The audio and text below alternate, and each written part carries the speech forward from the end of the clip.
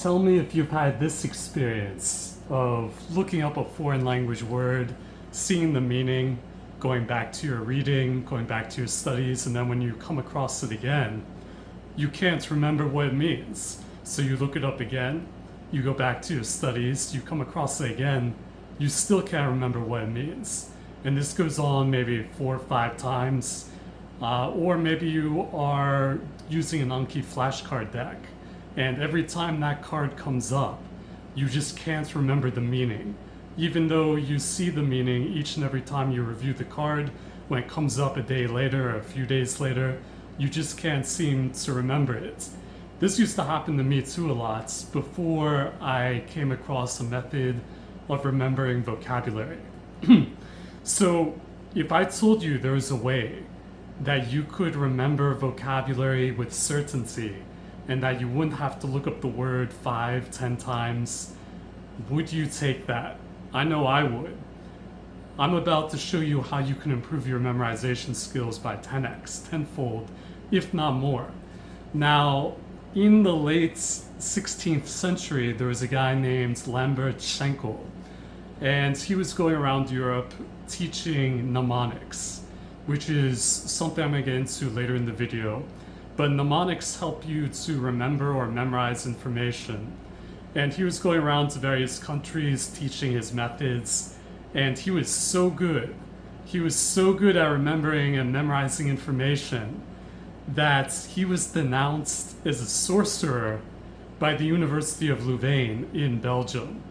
So if you master this technique of mnemonics, you might get so good at remembering and memorizing stuff that people are going to think you're a wizard.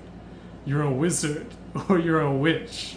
They're going to think that there's no possible way a regular person could have done this unless they used magic to do it.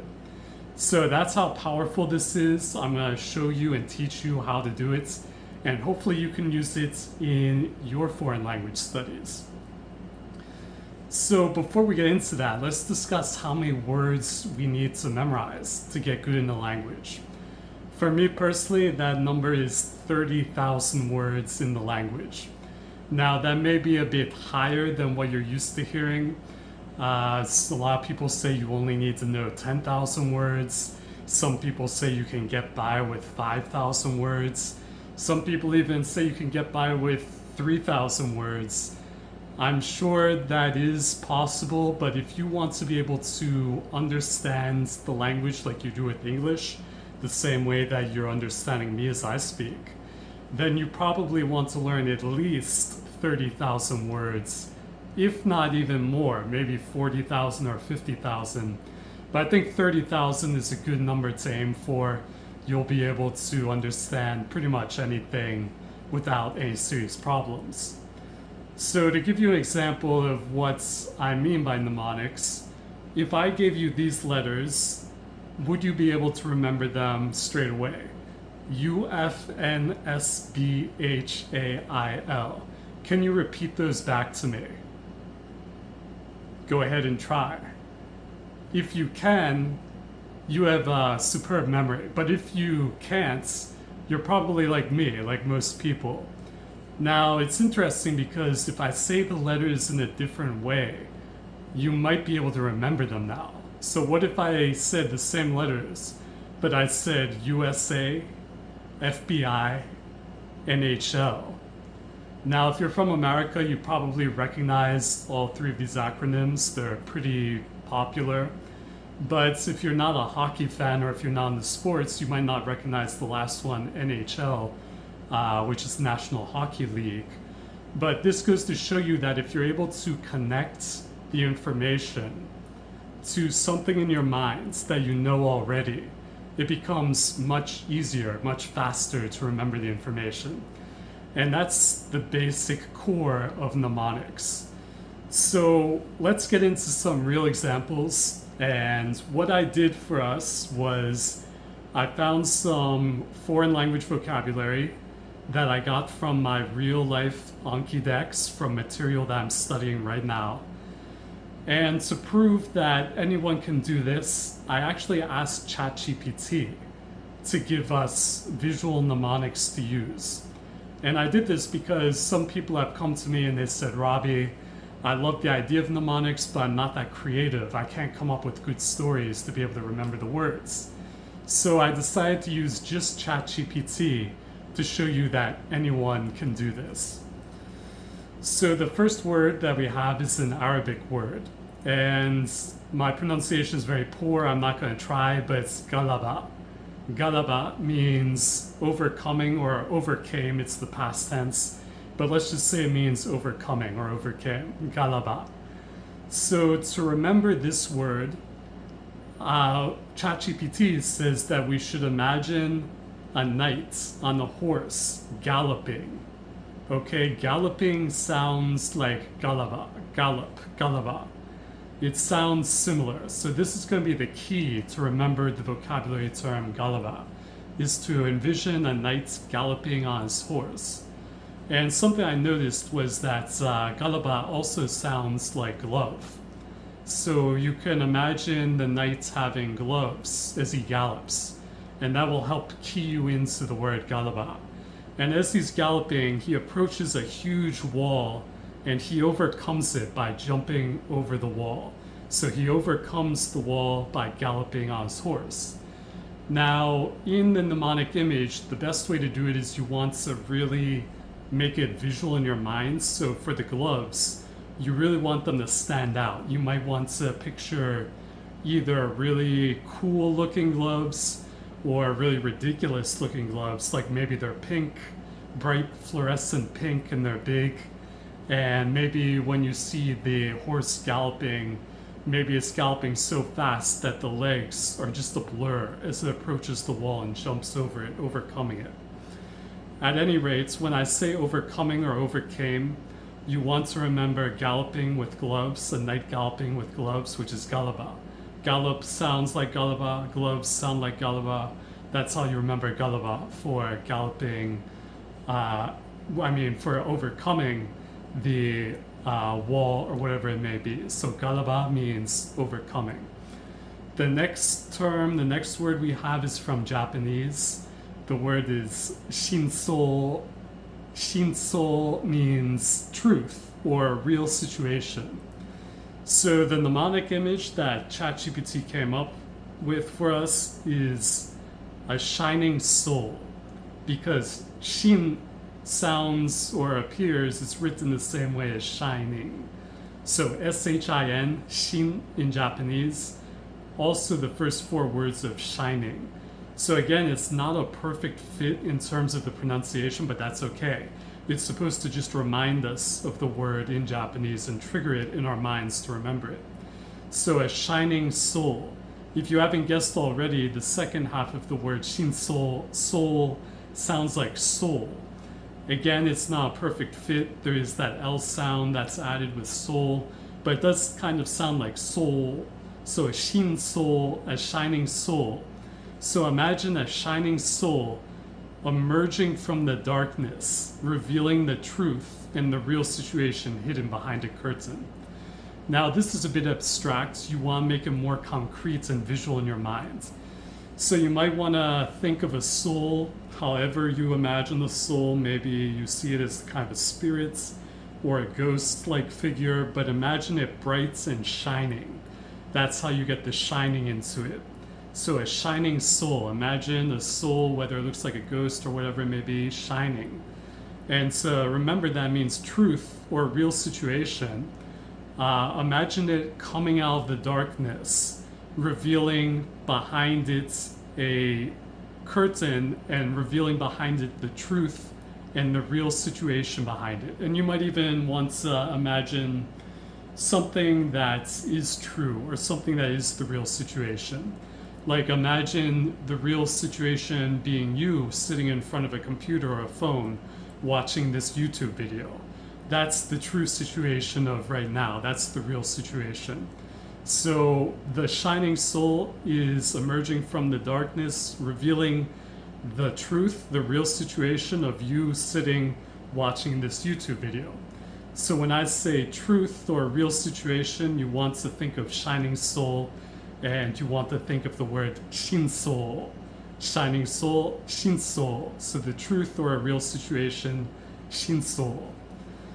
Lastly, I have a word from Sanskrit when I gave it to ChatGPT, the word viklava, which means distressed. The mnemonic image that ChatGPT gave us was a weak lover, because viklava sounds kind of like weak lover.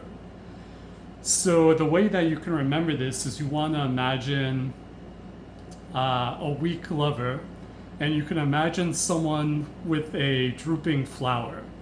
Like, let's say they look distressed because they went and they professed their love to their lover, but the lover negated them, denied them, and now they're distressed because they're a weak lover. They're not a strong lover. They're a weak lover, and so now the flower just droops over because they're weak. And now they're distressed because they've been denied by their lover and they're a weak lover. You might want to remember weak being Vik as a German weak lover, because in German they often pronounce the W's as V's, and in this Sanskrit word, the word does start with a V, so Vik lava, a weak lover, meaning distressed. When the weak lover is distressed, his flower droops, and because he's a weak lover, he feels distressed and at being negated or denied. And that's how we remember that viklava means distress. So when I say distressed, you think of a weak lover, which is viklava. So using mnemonics, over the last 2 years, I tallied up the words that I learned, and I learned a total of 21,506 words. At least. It's probably higher than that. To break it down, that's 9,936 words in Spanish, 6,405 in Arabic, 1,646 in Korean, 1,282 in German, 1,000 in Japanese, 638 in Sanskrit, 599 in French. And it's higher because I didn't even include the words I learned in Teochew, Swedish, or Italian, which were 3 languages I learned quite a bit of over the last 2 years, but I didn't have proper Anki decks, so I can't count the number of cards that I have for each vocabulary item. So it's at least 21,506 words, probably higher. Now, if you remember earlier in this video, I said that you need to learn about 30,000 words in a language to get, pretty decent at it. So if I had focused all my time and energy into one language and learned 21,000, most likely I learned 25,000, but let's just call it 21,000, I would be pretty close to that 30,000 word mark. And hey, I would be pretty good in the language. I would be pretty fluent. I'd be able to converse, discuss most topics. Now, because I'm learning 8 languages at least at the same time, the words got split up over the 8 languages, so I did not make as much progress in one language, but I did make progress in a lot of languages. And if I continue over enough years and decades, I'm sure that I'll progress pretty well. Okay. So now it's quiz time. Thinking back to the mnemonics, if I say the word overcoming or overcame, do you remember what the word is in Arabic for overcoming or overcame? The word is galaba, which the mnemonic image was galloping with gloves to overcome a huge wall. What about do you know the Japanese word for truth or real situation? Do you know how to say the truth or the real situation in Japanese? The answer is shinso, and the mnemonic image is a shining soul revealing the truth or the real situation of you watching this YouTube video. All right, how about in Arabic, or Sanskrit, how do you say distressed? Do you remember how to say distressed in Sanskrit? The answer is Viklava, which the mnemonic image being a weak lover that is distressed that the love of his life has denied him. So either you got the words right away, or if you didn't, you probably remembered the mnemonic image pretty quickly. And if I did it again, you'd probably remember like that. So you can see how powerful mnemonics are and the mnemonic images are at getting you to remember and to memorize vocabulary. And that's basically what I did for 21,506 words over the last 2 years. I probably could have memorized even more words if I had really focused on studying vocabulary, but I also just want to enjoy the languages too, so a lot of my study time is just spent reading or conversing with native speakers, so I'm not just focusing on memorizing words. If I just focused all my time on remembering vocabulary, I probably could have doubled that. So keep that in mind. This is a very powerful technique. And even if you're not very creative, even if you're not good at thinking up of mnemonic stories, you can just use ChatGPT. Just tell it to make you a mnemonic story using imagery. And if you can do that, it'll give you a story. And that's how you can memorize 30,000 words and get fluent in whatever foreign language it is you are studying. All right. I hope that helped you. If you found this useful or helpful, make sure to subscribe to get even more language information in the future. It's free, and you may learn something that speeds up your progress in learning a language. Okay, thank you so much, and good luck studying.